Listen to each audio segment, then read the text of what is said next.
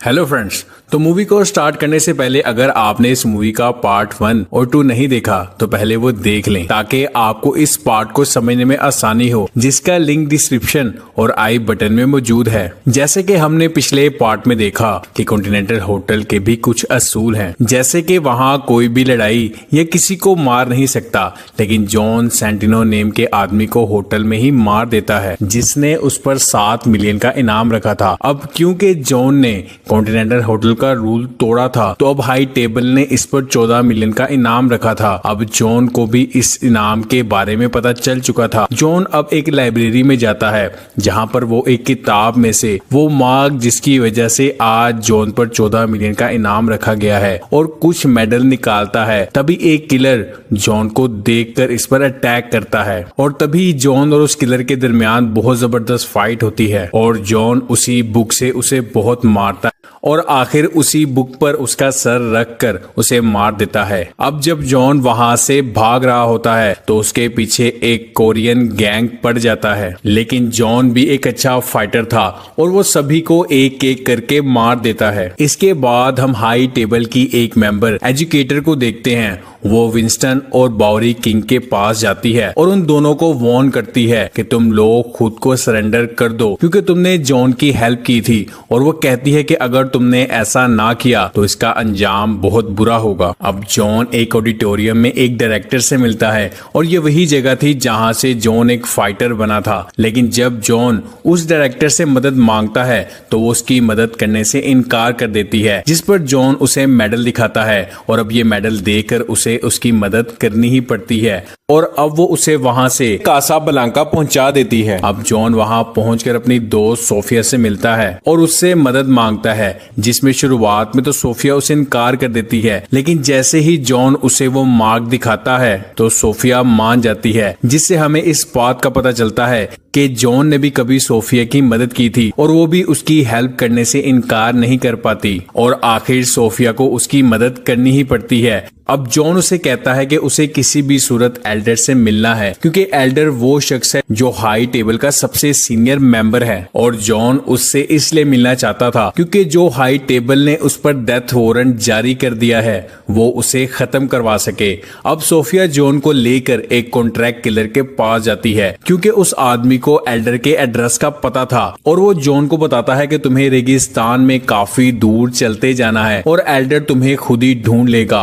अब वो शख्स कहता है कि मैंने तुम्हें एल्डर का पता बता दिया है, इसके बदले में मुझे कुछ चाहिए, जिस पर सोफिया उससे पूछती है कि तुम्हें क्या चाहिए, तो वो शख्स कहता है कि मुझे तुम्हारे डॉग चाहिए, लेकिन सोफिया अपने डॉग्स के साथ काफी अटैच थी, इसलिए वो उसे देने से इनकार कर देती है और वो शख्स सोफिया के एक डॉग को गोली मार देता है, जिससे वो डॉग वहीं मर जाता है। इस बात से सोफिया को काफी गुस्सा आता है, जिसकी वजह से इन दोनों के दरमियान बहुत जबरदस्त लड़ाई होती है। अब जॉन भी सोफिया का साथ देता है और वहां पर काफी सारे गार्ड्स को मार गिराते हैं और इसके बाद वो वहां से चले जाते हैं। अब हम एजुकेटर को देखते हैं, जिसके सामने वही डायरेक्टर थी। वो कहती है कि मुझे पता है कि तुमने जॉन की मदद की है और वो सजा के तौर पर उसके खातों को काट देती है। अब हम सोफिया और जॉन को रेगिस्तान में चलते हुए देखते हैं। अब सोफिया ने एल्डर के पास पहुंचने में उसकी काफी मदद की थी, इसलिए अब वो जॉन को वहां अकेला छोड़कर चली जाती है और जॉन अकेला रेगिस्तान में चलता जाता है और आखिर थक कर बेहोश हो जाता है। तभी एक शख्स जॉन को देख लेता है और वो उसे अपने ऊंट पर बैठाकर एल्डर की लोकेशन पर ले जाता है। यहाँ जॉन अपनी सिचुएशन के बारे में बताता है और एल्डर को बताता है कि मैं मरना नहीं चाहता।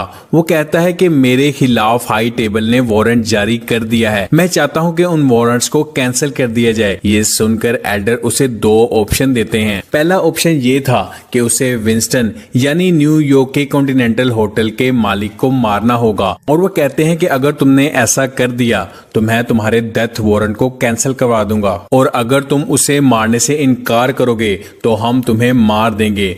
अब जॉन विंस्टन को मारना नहीं चाहता था क्योंकि वो उसका बहुत अच्छा दोस्त था, लेकिन अब उसके पास कोई चारा नहीं था, इसलिए वो विंस्टन को मारने के लिए मान जाता है। लेकिन इस एग्रीमेंट को करने के लिए उसे अपने हाथ की उंगली को काटना था ताकि इस बात पर उन्हें यकीन हो जाए कि वो इस काम को करेगा, और यही एल्डर के साथ एग्रीमेंट का तरीका था। इसके बाद एल्डर जॉन को न्यूयॉर्क वापस पहुंचा देते हैं। अब हम एजुकेटर को देखते हैं जो कि एक जीरो नेम के किलर के पास पहुंचती है और उसे जॉन को मारने का हुक्म देती है क्योंकि वही एक शख्स था जो कि जॉन का मुकाबला कर सकता था। अब एजुकेटर बाउरी किंग के पास जाती है और उसे सरेंडर ना करने पर अपने आदमी से बहुत ज्यादा जख्मी करवा देती है। यहाँ सीन शिफ्ट होता है और हम जॉन और जीरो को देखते हैं जहाँ जीरो के लोग जॉन के पीछे पड़े हुए थे, और यहाँ भी जॉन जीरो के आदमियों के साथ बहुत अच्छी फाइट करता है और वो भी जॉन का कुछ भी नहीं बिगाड़ पाते।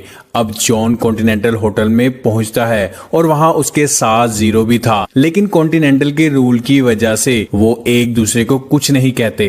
अब जब जॉन विंस्टन के पास जाता है तो वो कहता है कि मुझे पहले ही पता चल चुका है कि तुमने मुझे मारने का कॉन्ट्रैक्ट लिया है। ये लोग बात कर ही रहे थे कि तभी वहां एजुकेटर आ जाती है और वो जॉन से कहती है कि अपने काम को पूरा करो, यानी विंस्टन को मार दो। लेकिन जॉन उसे नहीं मारता, जिस पर वो हाई टेबल को बता देती है कि जॉन ने अपना कॉन्ट्रैक्ट पूरा नहीं किया।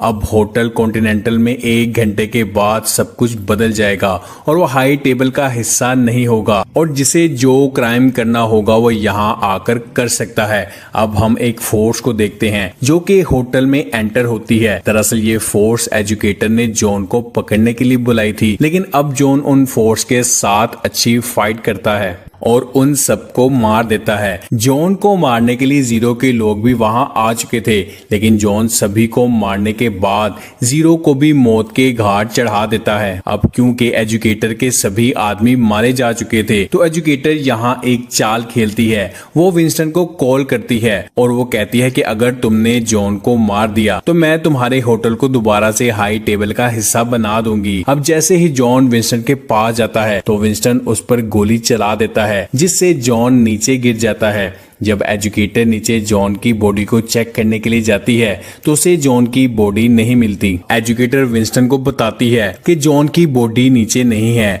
अगर वो जिंदा बच गया तो हम दोनों को मार देगा। अब हम जॉन के डॉग को देखते हैं जो कि एक स्ट्रेचर के साथ जा रहा होता है जिसे एक भिखारी लेकर जा रहा था, और वो लोग बाउरी किंग के पास पहुंचते हैं और यहाँ जॉन काफी ज्यादा जख्मी था। अब बाउरी ने जॉन की जान इसलिए बचाई थी क्योंकि उसे हाई टेबल से बदला लेना था, और वो जॉन से पूछता है कि क्या तुम भी उतना ही गुस्से में हो जितना कि मैं हूँ। अब हम देखते हैं कि जॉन उठता है और कहता है कि हाँ, मैं भी उतना ही गुस्से में हूँ जितना कि तुम हो, और इसी के साथ इस मूवी का एंड हो जाता है।